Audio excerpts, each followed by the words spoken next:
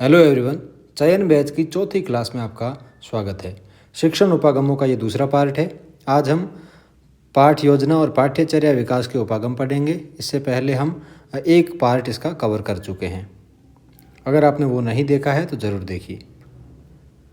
और पहला क्वेश्चन लेने से पहले आपसे एक निवेदन कि अब तक अगर आपने चैनल सब्सक्राइब नहीं किया है तो ज़रूर कीजिए, क्योंकि हमारा 1K का परिवार होने में बहुत कम संख्या बाकी है। लगभग 800 के करीब सदस्य हो चुके हैं और 1K में 200 सदस्य कम हैं। तो आप शेयर करिए अपने साथियों के साथ, क्योंकि हम क्वालिटी कंटेंट प्रोवाइड करवा रहे हैं, जिसमें शिक्षण विधियों से मैंने शुरुआत की है। धीरे धीरे इसको और भी सब्जेक्ट से कवर करेंगे। और सामाजिक की एक क्लास थी, सामाजिक अध्ययन SST की, उसका आपका रेस्पॉन्स अच्छा रहा है। वो क्लास भी लगभग 1000 लोग देख चुके हैं, जो बहुत ही अच्छी बात है। हालांकि परीक्षा में अभी समय है, लेकिन हम धीरे धीरे सिलेबस को कवर करेंगे।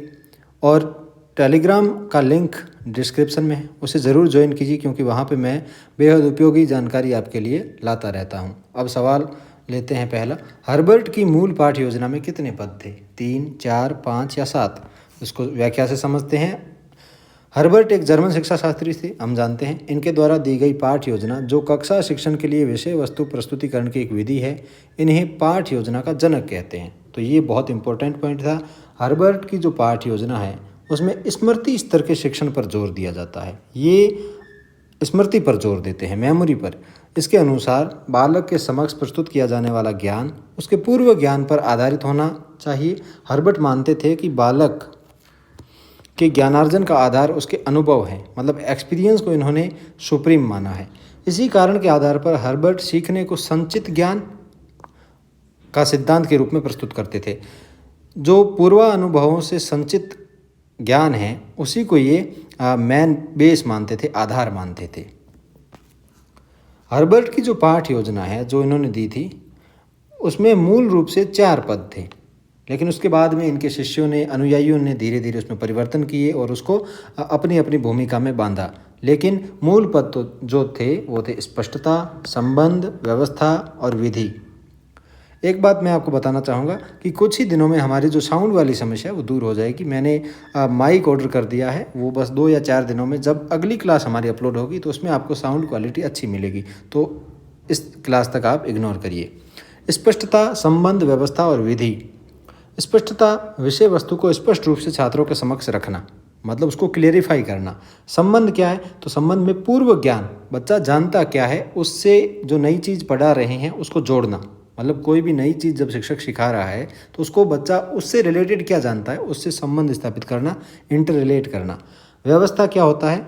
तो प्रस्तुत ज्ञान को क्रमबद्ध करना, मतलब जो ज्ञान प्रस्तुत किया है, जो बात बताई है, उसको क्रमिक रूप में बांधना। विधि तो वास्तविक परिवेश में जो बच्चे ने सीखा है उसका उपयोग किस प्रकार से करेगा। जो प्रकार है, माध्यम है, मेथड है, विधि है, वो जो बालक द्वारा परिवेश में काम में ली जाएगी, उसका ये चरण है। तो ये नॉर्मली नाम पूछे जाते हैं कि कौन सा मूल नहीं था, तो ये स्पष्टता, संबंध, व्यवस्था, विधि याद रखने हैं।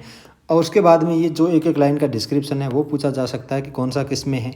जैसे पूछ लिया कि प्रस्तुत ज्ञान को क्रमबद्ध करना किस में है, तो स्पष्टता, संबंध, व्यवस्था या विधि में, तो वो हो जाएगा व्यवस्था में क्रमबद्ध करना। तो ये आप इनकी विशेषताओं को याद करिए। अगले क्वेश्चन पे चलते हैं। संशोधन के उपरांत हर्बर्ट की पाठ्य योजना में कितने पद हो गए? एक और पॉइंट कि हम ये जो सीरीज चला रहे हैं, शिक्षण विधियाँ हम पूरी करवा रहे हैं। मतलब भले ही ये प्रश्न है, लेकिन ये जो मल्टीपल चॉइस क्वेश्चन है इनके माध्यम से मैं टॉपिक को पूरा कवर कर रहा हूँ। जैसे ये पाठ्य योजना है तो पूरी पाठ्य योजना आप कहीं से भी थियोरी पढ़िए, सारी क्लियर है, क्योंकि मैं क्वेश्चन को उसी डेप्थ से बना रहा हूँ। मतलब सारे प्रश्न समाहित कर रहा हूँ, जिससे कोई भी चीज़ छूटेगी नहीं। आप सिर्फ इसी के साथ जा सकते हैं, बशर्ते आप एक बार कोई भी और मेथड ज़रूर पढ़ लीजिए, मैटर। संशोधन के उपरांत हर्बर्ट की पाठ्य योजना में कितने पद हो गए? तो वो देखते हैं। मूल पद 4 थे, तो कितने हुए? तो हर्बर्ट के एक अनुयायी थे, उन्होंने संशोधन किया। हर्बर्ट की जो मुख्य और जो मूल पाठ्य योजना थी उसमें इन्होंने क्या किया, जो पहला पद था स्पष्टता, उसको प्रस्तावना और प्रस्तुतिकरण, मतलब 2 भागों में बांट दिया, 2 पार्ट कर दिए उन्होंने स्पष्टता के। तो जब 2 भाग हुए तो अब टोटल संख्या हो गई 5, जिसके कारण इसे हर्बर्ट की पंचपदी कहते हैं। जो हम पढ़ते हैं कि पंचपदी किसने दी, तो हर्बर्ट ने दी। तो ये इनके एक शिष्य थे, अनुयायी थे, जिल्लर, उन्होंने ये संशोधन किया। एक और शिष्य थे राइन, उन्होंने उद्देश्य कथन नाम से नया पद दिया। तो इस प्रकार से 5 पद हो गए। नवीन ज्ञान की प्राप्ति के लिए तैयारी तथा बच्चों को अभिप्रेरित करना हर्बर्ट की पंचपदी का कौन सा चरण है? तो ये अभिप्रेरित गलत लिखा है, आप इसे इग्नोर करिए। प्रश्न ये है कि नवीन ज्ञान प्राप्ति के लिए तैयारी तथा बच्चों को मोटिवेट करना, इंस्पायर करना, अभिप्रेरित करना कौन से चरण में शामिल है? तो ये हो जाएगा आपका प्रस्तावना। प्रस्तावना या तैयारी दोनों इसी के नाम है। अब यहाँ पे जो नवीनतम चरण है, जो अभी लेटेस्ट चलते हैं, वो मैंने सारे लिख दिए हैं, आपको कहीं और से पढ़ने की जरूरत नहीं है। प्रस्तावना, प्रस्तुतिकरण, संबंधता एवं तुलना, सामान्यीकरण एवं निष्कर्ष और अभ्यास या अनुप्रयोग। तो ये आपके हैं 5 चरण हर्बर्ट के, जिसे पंचपदी कहते हैं। अब इनको एक एक करके समझते हैं कि इनमें है क्या। प्रस्तावना में क्या होता है? बच्चों को नया ज्ञान प्राप्त करने के लिए अभिप्रेरित करना। इसमें नवीन ज्ञान की प्राप्ति के लिए तैयारी की जाती है, पूरा खाका इसमें खींचा जाता है, ड्राफ्ट तैयार किया जाता है। प्रस्तुतिकरण क्या है? तो चीज़ों को प्रेजेंट किया जाता है, अधिगम सामग्री का प्रस्तुतिकरण करके छात्रों को अधिगम में सहायता दी जाती है। ठीक है। संबंधता एवं तुलना, इसमें क्या है? तो प्रस्तुत विषय वस्तु का छात्र के पूर्व ज्ञान से तुलनात्मक विभेदन किया जाता है। उसको जो उसने पहले क्या सीख रखा है उससे उसको रिलेट किया जाता है और उसको कंपेयर किया जाता है। तो संबद्धता एवं तुलना। सामान्यीकरण या निष्कर्ष, इसमें इसे पहले व्यवस्था नाम से जानते थे और यह चरण सामान्य धारणा तक पहुंचने या निष्कर्ष निकालने से संबंधित है। नियम, सिद्धांत, सूत्र स्थापित करने में छात्रों को सहायता मिलती है। तो ये चरण है सामान्यीकरण, चीज़ों को जनरलाइज करना। अभ्यास या अनुप्रयोग, ये क्या है? तो ये छात्रों द्वारा अर्जित ज्ञान को सुदृढ़ किया जाता है, जो उन्होंने सीख रखा है, जिससे छात्र अपने दैनंदिन जीवन में उसका उपयोग लेने के योग्य होकर परिस्थिति और संदर्भ के अनुसार अपने ज्ञान को प्रयुक्त कर सकते। तो मेन एम यही होता है कि बच्चे ने जो सीखा है वो उसको जो रियल सिनेरियो होते हैं, वास्तविक परिस्थितियाँ होती हैं, उनमें उनको उतार पाएँ, वो काम में ले पाएँ। तो मेन इसका पर्पज़ यही रहता है। अगला है हर्बर्ट की जो ये पाठ्य योजना है, इसके बारे में डिटेल होती है काफ़ी पढ़ने के लिए, तो ये हम कवर कर रहे हैं। हर्बर्ट की पाठ्य योजना समस्त पाठ्य योजनाओं की जननी कहलाती है। इसमें सहायक सामग्री पर बल दिया जाता है, पाठ्य वस्तु के प्रस्तुतिकरण पर जोर दिया जाता है। प्रस्तुतिकरण अपेक्षित रूप से इस तरह का होना चाहिए कि उसका इंद्रिय प्रत्यक्षीकरण बालक प्राप्त कर सके। पाठकों को पाठ्य वस्तु को छोटी छोटी इकाइयों में विभक्त करने से तार्किक रूप से संबद्धता बने, इस प्रकार पाठ्य वस्तु का प्रस्तुतिकरण इसकी रीढ़ है। तो प्रस्तुतिकरण पे जोर है और ये किस पे आधारित है? स्मृति पे है, वो हमने पहले पढ़ा। अब है इकाई पाठ्य योजना किसने दी? तो इस प्रकार हम हर्बर्ट की पाठ्य योजना को पढ़ चुके हैं। आप इसको बिना स्पीड बढ़ाए एक बार फिर से देख सकते हैं, समझ में आएगा। इसका ये क्वेश्चन फॉर्मेट था और व्याख्या इसके साथ ऐड थी। आप इसको एक बार खुद रोक के वीडियो को पढ़ें तो आपको समझ में आएगा। टेलीग्राम में ये PDF डाल दी जाएगी, उसको आप ध्यान से पढ़ें, 1-2 बार रिवाइज करने से चीज़ें क्लियर हो जाएगी। इकाई पाठ्य योजना किसने दी? तो इकाई पाठ्य योजना मॉरिसन ने दी थी। अब इसको पढ़ते हैं कि ये क्या थी। हेनरी सी मॉरिसन ने इकाई प्रणाली नाम से नवीन उपागम प्रस्तुत किया। इकाई उपागम का अर्थ है किसी विषय वस्तु को इकाइयों या उप इकाइयों में, यहाँ पे ई और है, उप इकाइयों में विभाजित कर इन इकाइयों का शिक्षण करके विद्यार्थियों को ज्ञान करवाना। अर्थात इसका मुख्य उद्देश्य है शिक्षण अधिगम प्रक्रिया द्वारा विद्यार्थियों को विषय वस्तु में प्रवीणता प्रदान करवाना। मॉरिसन हर्बर्ट से इस तरह से अलग है, मतलब ये किस प्रकार दोनों एक दूसरे से अलग है? तो मॉरिसन इस प्रकार से अलग है कि हर्बर्ट प्रस्तुतिकरण पर अधिक बल देते हैं। हमने पीछे स्लाइड पे पढ़ा कि हर्बर्ट की जो पाठ्य योजना है उसकी रीड क्या है? तो प्रस्तुतिकरण है। और मॉरिसन की जो विषय रीड है या फिर जो मेन थीम है वो क्या है? वो है विषय वस्तु की परिपाक क्रिया पर। तो ये विषय वस्तु को थीम रूप में मानते हैं। अब उसको देखते हैं किस प्रकार। मॉरिसन के उपागम में प्रत्येक इकाई पूर्व इकाई से अंतर संबंधित होती है, इंटर रिलेट होती है। ये उपागम विषय वस्तु की परिपाक क्रिया, एसिमिलेशन कहते हैं एक चीज़ में दूसरी चीज़ का समाहित होना। ठीक है, हमने ये पढ़ा था ना, जब आगे आपने पहले पढ़ रखा होगा, एक पियाजे थे, उन्होंने एसिमिलेशन दिया, अकोमोडेशन दिया, मतलब जो समावेशीकरण और समायोजन वगैरह जो होते हैं उसमें ये हम पढ़ते हैं समावेश करना, एसिमिलेट करना, इस पे जोर देते हैं मॉरिसन। इसमें अधिगम उद्देश्यों की स्पष्टता को बेहद महत्वपूर्ण इंगित किया गया है। जो मॉरिसन ने क्या कहा कि जो अधिगम उद्देश्य हैं, जो लर्निंग ऑब्जेक्टिव है, वो बहुत इंपॉर्टेंट है। यह मनोविज्ञान के गेस्टाल्ट सिद्धांत पर आधारित है। जो गेस्टाल्ट स्कूल ऑफ थियोरी था, उनके थॉट पे ये आधारित है। इसका कारण है कि ज्ञान प्राप्त करने की प्रक्रिया में ज्ञान की एकात्मकता महत्वपूर्ण है, इंटीग्रिटी इंपॉर्टेंट है, क्योंकि हमारा अवधान मतलब ध्यान पूर्ण की ओर शीघ्र आकर्षित होता है, ना कि अंश की ओर। हम किसी चीज़ को होलिस्टिक रूप में देखना हमें अच्छा लगता है, हम आकर्षित होते हैं, जबकि टुकड़ों में या अंश की ओर देखना या फिर उसकी तरफ आकर्षित होना, ये अधिगम के ओवरव्यू में देखें तो ये कम होता है। इस कारण ये गेस्टाल्ट पर आधारित है। गेस्टाल्ट का मतलब होगा वहाँ पे हमेशा होलिस्टिक अर्थ लिया जाएगा, मतलब सर्वांगीण या फिर समग्र। अगला है इकाई उपागम है। तो इकाई उपागम बाल केंद्रित है, विद्यालय केंद्रित है, पाठ्यक्रम केंद्रित है या शिक्षक केंद्रित है। तो इसको हम देखें, ये बाल केंद्रित उपागम है। इसमें प्रयोग के समय छात्र की अभिरुचियों का और उनकी आवश्यकताओं का विशेष ध्यान रखा जाता है। पाठ योजना निर्माण के लिए 5 पद दिए हैं, ठीक है।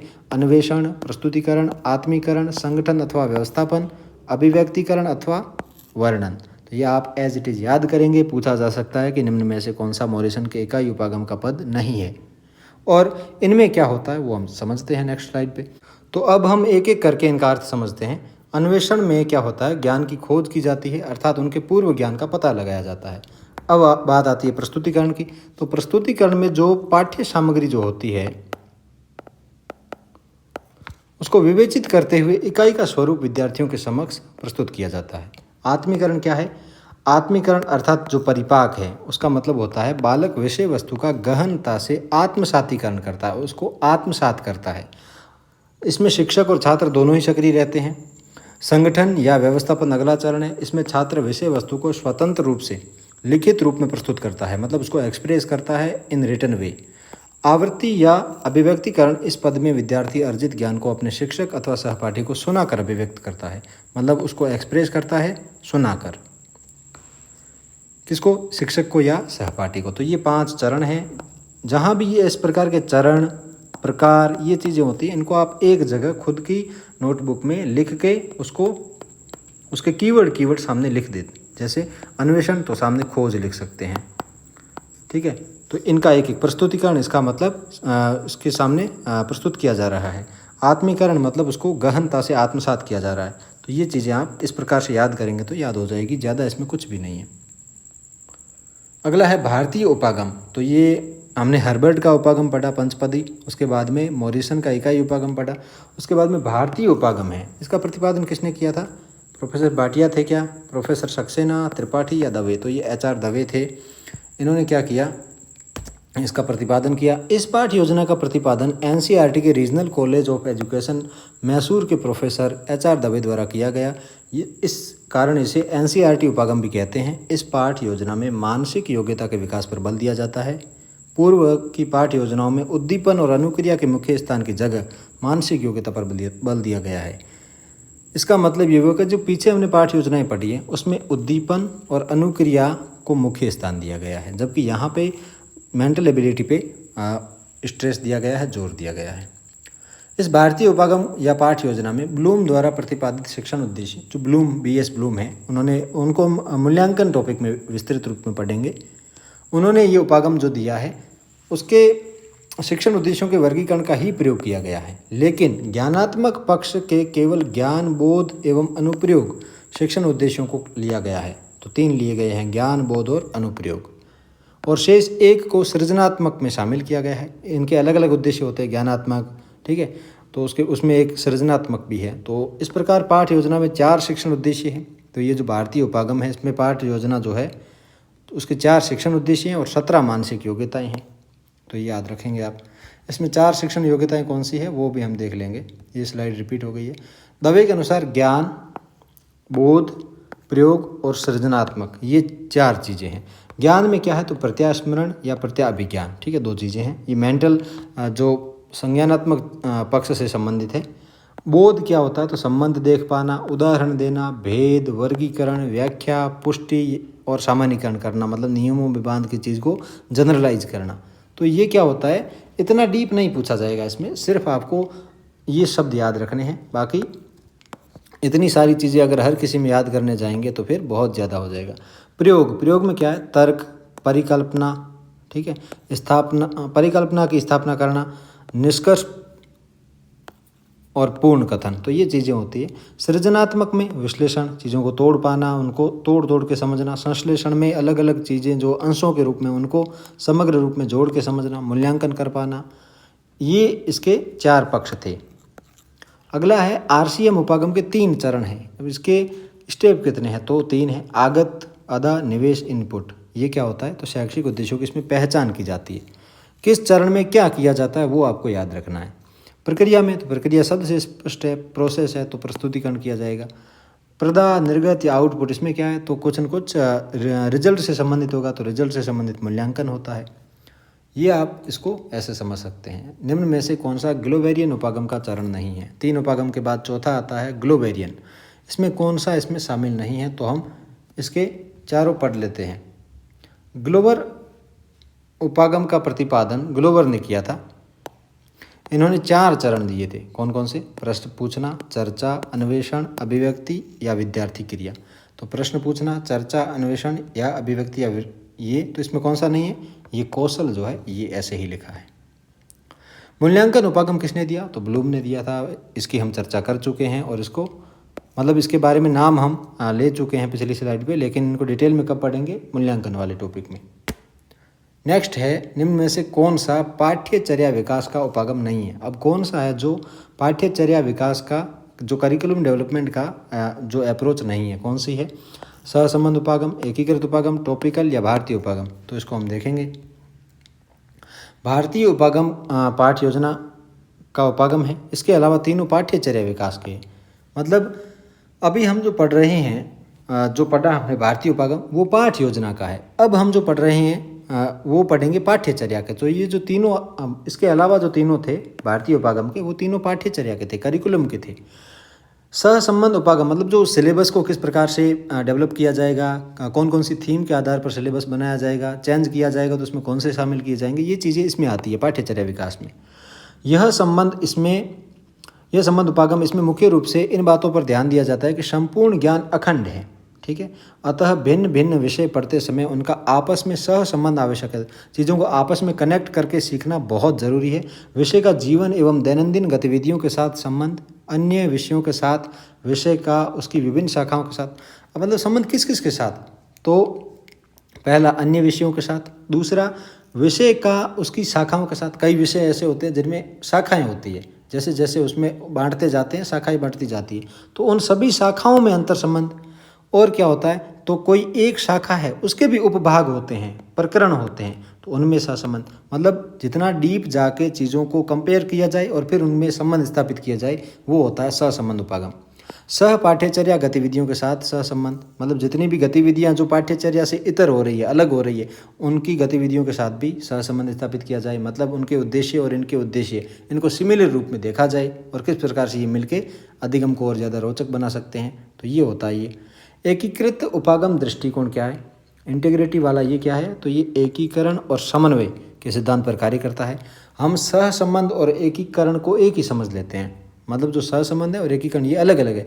कैसे, जैसे एक विषय के अलग अलग अंगों तक सीमित रह सकता है, ठीक है। सहसंबंध का मतलब क्या है, एक विषय के अलग अलग अंग हो सकते हैं, दो विषयों के बीच में स्थापित किया जा सकता है, मतलब हमने पीछे पढ़ा 2 या 2 से अधिक विषयों के बीच में भी स्थापित किया जाता है। लेकिन जब ये संबंध किसी स्तर विशेष के लिए निश्चित पाठ्यचर्या के समस्त विषयों के बीच, मतलब पूरे विषयों के बीच में स्थापित किया जाए, उनको इंटीग्रेट किया जाए, तो एकीकरण कहते हैं।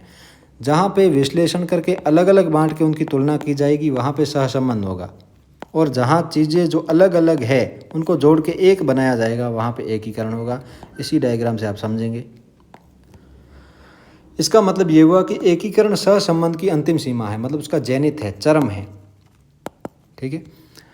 जैसे जिसके अंतर्गत जैसे क्या होता है कि सामाजिक विज्ञान हम देखते हैं, तो उसका माध्यमिक स्तर का अध्ययन एकीकृत दृष्टिकोण से किया जाता है, जिसके अंतर्गत इतिहास भी है, भूगोल भी है, अर्थशास्त्र भी है, राजनीति विज्ञान भी है। तो हमने देखा होगा कि सामाजिक की जो किताबें होती हैं उनके अलग अलग भाग होते हैं, 5, 4, उसमें अलग अलग किताबें, तो वो एकीकृत है, इंटीग्रिटी है। राजनीति विज्ञान आदि विषयों को अनुशासनिक विषय के रूप में ना पढ़ते हुए एकीकृत स्वरूप को अपनाया गया है और सामाजिक अध्ययन के रूप में पढ़ाया जाता है। अगला है टॉपिकल उपागम का मतलब क्या होता है। तो ये किसी कक्षा विशेष में पाठ्यक्रम में सम्मिलित किसी विशेष प्रकरण का, ठीक है, कोई भी कक्षा है उसमें जो सिलेबस है उसमें कोई विशेष टॉपिक है तो उसका अध्ययन उसी ग्रेड के आधार पर करवाया जाता है या स्तर के आधार पर करवाया जाता है। उससे निम्न या उच्च ग्रेड पर, मतलब कुछ जो चीज़ें होती है वो एक विशेष कक्षा आने पर ही सिखाई जाती है, इसका मतलब ये होता है। केंद्रीकृत या चक्रीय उपागम, ये क्या है, ये भी पाठ्यचर्या विकास का है। इसमें क्या होता है, टॉपिकल उपागम के विरुद्ध है, मतलब इसमें चीज़ें स्तर से पहले भी सिखाई जा सकती है। जैसे टुकड़ों टुकड़ों में क्या होता है, इससे बिखर नहीं जाए चीज़ें, एक ही स्तर पर संपूर्ण विषय वस्तु पढ़ाई जाती है। इकाई उपागम, इसमें इस विशेष स्तर पर चुनी हुई सामग्री को इकाइयों में विभाजित किया जाता है, पाठ्यक्रम में स्थान दिया जाता है और निश्चित स्तर पर पाठ्यक्रम को इकाइयों की श्रृंखला में बांट कर अध्यापन करवाया जाता है। फिर होता है क्रमबद्ध। क्रमबद्ध में क्या है, इसके तहत पाठ्यक्रम विकास के समय कालक्रम दृष्टिकोण को ध्यान में रखा जाता है। ठीक है, ये कालक्रम है। इसमें चीज़ों के प्रस्तुतिकरण का क्रम स्थानीय, राष्ट्रीय, अंतर्राष्ट्रीय रूप में आगे बढ़ता है और अगर कोई चीज़ें समय सारणी के अनुकूल है तो उनको पहले प्राचीनतम, उसके बाद में उससे नवीनतम, फिर अभी जो आधुनिक है उसके आधार पर चीज़ों को क्रमिक रूप में प्रस्तुत किया जाता है ताकि उसमें एक सीक्वेंस बने और लर्निंग मीनिंगफुल हो। तो हमने ये पढ़ा, इसको एक बार समराइज़ कर देते हैं क्योंकि ये थोड़ी लैंग्वेज हेवी हो सकती है। टॉपिकल उपागम का मतलब होता है कोई विशेष कक्षा या स्तर के अनुसार टॉपिक को सिलेबस में शामिल करना। केंद्रीकृत या चक्रीय उपागम, ये टॉपिकल के विरुद्ध होता है। इसमें क्या होता है कि पूर्णतया सिखा दिया जाए, मतलब टुकड़ों में ना बांटा जाए।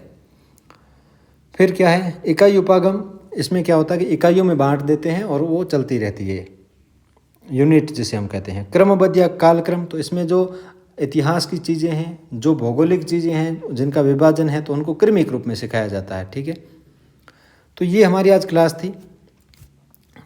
थोड़ी सी मेरी स्पीड फास्ट लग सकती है आपको, तो आप स्लो करके देख सकते हैं। बाकी इसकी स्पीड बढ़ा के मत देखिएगा, ये शिक्षण विद्या है। और एक आपसे निवेदन, क्लास को पूरा देखिए। ये चीज़ें मैं अभी आपसे कह रहा हूँ बहुत ज़्यादा यूजफुल है, इसको बनाने में टाइम लगता है, इस कारण मैं ये नहीं कह रहा हूँ। मैंने खुद ये चीज़ें रियलाइज़ की थी जब तैयारी के दौरान। इस प्रकार का कंटेंट यूट्यूब पे कहीं नहीं, आप देख लीजिए। अगर किसी ने MCQ फॉर्मेट में शिक्षण विधियों को पूरा करवाया है तो बताइए, किसी ने नहीं करवाया।